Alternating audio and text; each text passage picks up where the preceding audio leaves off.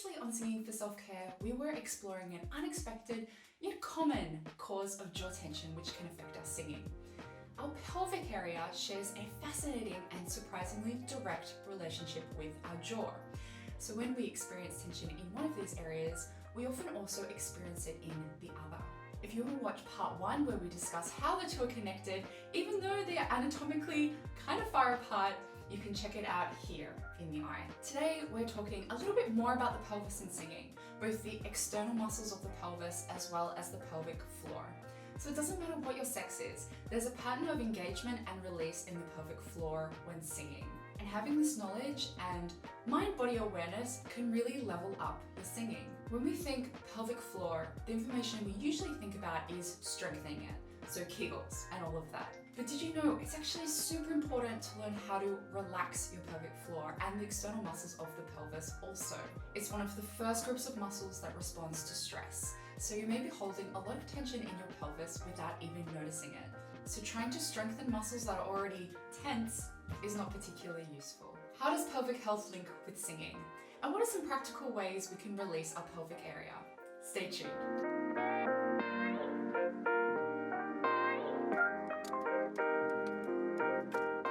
Hello lovely ones, this is Livia. I'm a professional operatic soprano, voice teacher and the founder of Singing for Self-Care.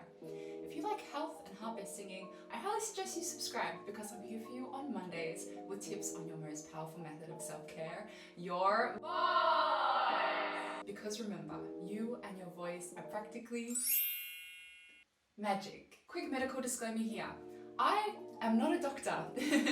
All of the information here is research I have found independently from scientific journals and articles. If you're having any pelvic problems or any other health problems for that matter, please consult a healthcare professional. We also have a collaborator on this video. If you watched my Yoga for Singers mini-series, we met Brazilian opera singer and yoga teacher Isa Luki. And she showed us some wonderful yoga poses that you can explore when singing. With this week's resources on pelvic health for singers, Isa has written a fantastic article on the Singing for Self-Care blog, which is all about yoga poses to help release the hip flexors and the pelvic floor. I'll relay some of that information in this video, but I suggest you read her article directly for the whole thing, which I will link in the description along with her website and socials. Our pelvic floor is actually very active during breathing or respiration, which means it's also very active during singing. So as you know from last video, the pelvic floor helps regulate the pressure between the cavities of our body. So as we breathe in, the respiratory diaphragm engages and descends. Our organs gently move out of the way to accommodate that, and our pelvic floor also relaxes downwards. And when we exhale, the respiratory diaphragm relaxes and ascends, our stomach comes back in, and our pelvic floor also ascends. When we use breath support or pojo when we sing, we're using muscles to slow the ascent of the respiratory diaphragm. And this is so we can regulate the pressure of air passing through our vocal folds, or the subglottic pressure. And this is for healthier and more efficient singing. These muscles for breath support are muscles of the core, including the pelvic floor. So in short, we breathe in, the pelvic floor needs to relax, and we breathe out, the pelvic floor needs to engage. So if we're experiencing stress, this can easily translate to a pelvic floor that maybe doesn't want to relax. And when we don't have the ebb and flow of relaxation and engagement of the pelvic floor, we can experience what is often called stacking in our singing. And this happens when we don't have the reset of relaxation between phrases. So we may feel that with each phrase we get tighter and tighter and our breath feels higher and higher. And as mentioned, it's not just the pelvic floor that can have an impact on our singing. Other muscles outside the pelvis, like the set of 11 hip flexor muscles, can also become tight with stress or for sitting for long periods of time. And through fascial connections and muscle chains, tight hip flexor muscles can be a culprit of jaw tension. So we really want to make sure that our whole pelvis is nice and released, both the hip muscles and the pelvic floor. So let's explore some ways in which we can do this. Perfecting your breathing technique is the perfect place to start if you have pelvic tightness. As mentioned before, we know that the pelvic floor needs to relax and drop as we breathe in. A good way to practice this is to lay on your back with your hands resting on your abdomen. So as you're breathing in, your neck, your shoulders, and your chest should feel completely relaxed and not moving around too much as you breathe. Allow your abdominal wall to relax, so as you breathe in, you'll feel your stomach expand underneath your hands. The more and more you relax and enjoy some deep breathing, you can focus on seeing if you can feel your breath travel deeper and deeper down to your stomach. Now obviously our lungs are up here, so there's no breath actually going down to your stomach. But what you are experiencing is the respiratory diaphragm finding a wider range of movement. So as it descends further, your organs will further move out of the way. And this is a great way of relaxing your pelvic floor threefold because 1, the further the pressure changes from your diaphragm contracting downwards, the more your pelvic floor will be encouraged to relax downwards to compensate for this. 2, the downward movement of your organs into the ball of the pelvic floor will also encourage it to lengthen and relax. And 3, when you're deep breathing like this, you're triggering your vagus nerve, which takes you out of that stressful fight or flight state and into that relaxed rest and digest state. And there it's going to be easier for you to relax all of your muscles, not just your pelvic floor and hip flexors.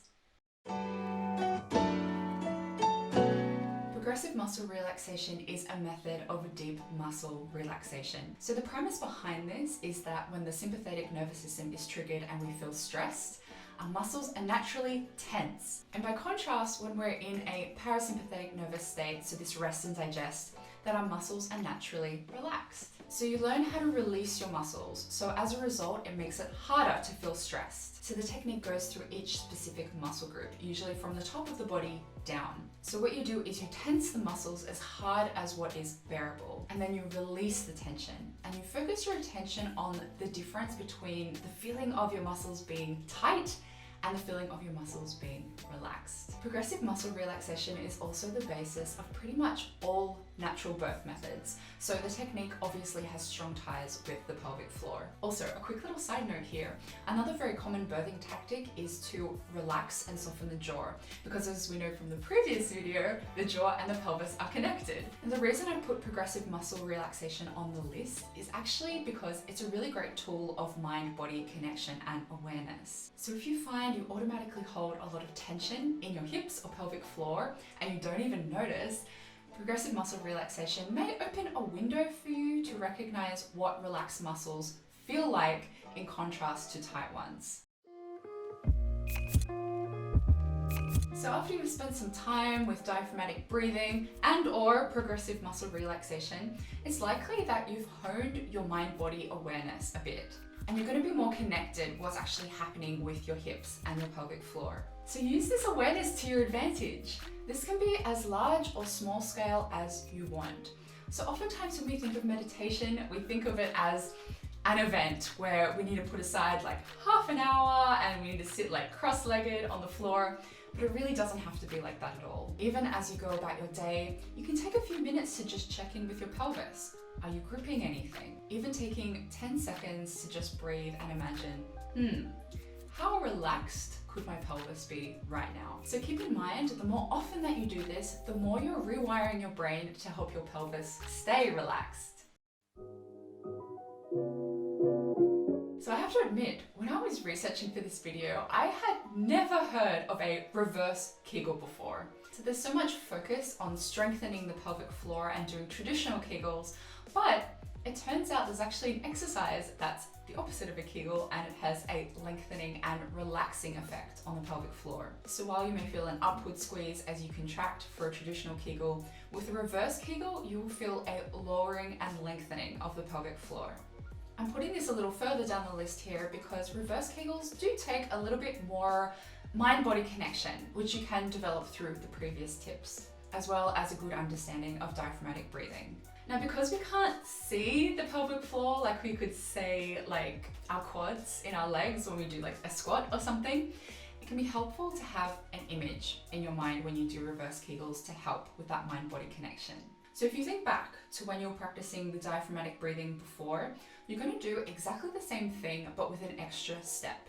So you've settled into your deep breathing, you feel your abdominal wall expanding with each inhale, Now what you can start to do is focus more on lengthening of the pelvic floor. A lot of physical therapists use the analogy of a flower here. So as you breathe in and the pelvic floor relaxes downwards, you can imagine it as a flower that's gently opening petal by petal as you continue to inhale and relax. And then when you exhale, that flower gently comes back into its bud form. Or you may also find it helpful to inhale and imagine that your pubic bone and your tailbone are growing further apart from each other, and then when you exhale, they come back in again. Or you could imagine that your pelvic floor is expanding out through all directions as you inhale, and then back in the opposite direction as you exhale. All in all, you'll start to feel the whole pelvic floor start to descend as it continues to relax.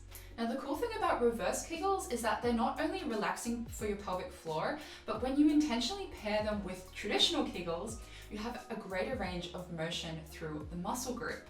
So the conditioning of the muscles that you get through traditional kegels becomes even more efficient. So you can do this by imagining that your pelvic floor is like an elevator with 4 levels. So let's call them 0 to 3. So if you imagine that your normal baseline is 1, so at the lobby, so to say, from here you have the option of doing a traditional kegel with a light squeeze, so you'll feel your pelvic floor go to level 2, or a tighter squeeze, so feeling it goes up to level 3.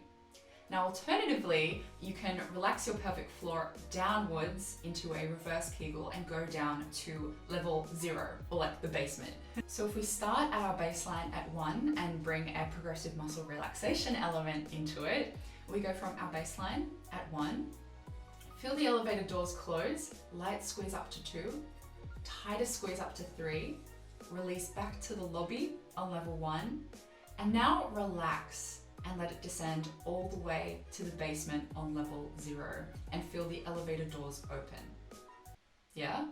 So when you're at the basement level and your pelvic floor is feeling lowered into that relaxed position as much as possible, it may feel like you're very gently bearing down, like maybe you're trying to pee a little bit faster, but it's never something you're going to actively push into that position. Just super gently allow it to happen. There are also some really great yoga poses that are fantastic for helping lengthen the pelvic floor, but also release your hip flexors, which can easily tighten up with stress and sitting for long periods. So as I mentioned, Isaluki has written a superb article on this over on the Singing for Self-Care blog, so make sure you go and check that out. So a few of the poses that Isa has recommended for relaxation of the pelvis include Happy Baby, Child's Pose, Downward Facing Dog, Low Lunge, Triangle Pose, Warrior 2, Wide-Legged Standing Forward Bend, Wide-Legged Seating Forward Bend, Butterfly Pose, and Reclined Butterfly Pose. So her article, it goes through the order and techniques of these poses, and it takes you really gently through step by step. So I definitely recommend you check that out.